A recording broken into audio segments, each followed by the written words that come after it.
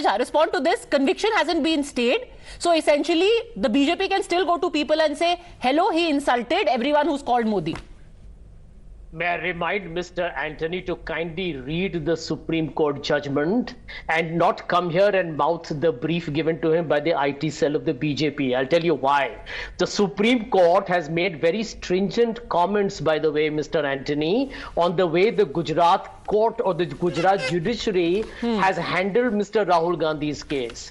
I think the biggest issue, Mr. Anthony, that you and your Supreme Leader should worry about is that the Supreme Court, which has commented very harshly on the lower courts in the past, is actually sending out a message to the people of India that today, unless matters go to the Supreme Court, which every ordinary citizen doesn't, at the state level and at the district level or the sessions level, people can still Mr. remain Jha, you vulnerable. also choose to cherry pick what the court has said. You are cherry picking what the court has said. Let me quote to you. Let me quote to you what the Supreme Court said about the actual utterances.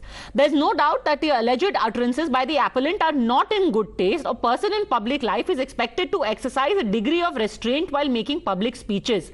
However, as has been observed by this court while accepting affidavit of the appellant herein aforementioned contempt proceedings, the appellant ought to have been more careful while making the public speech. The Supreme Court of India is saying there is certain conduct expected from somebody in public life. This was in bad taste. Padma Jha, let me give you a quick answer to that.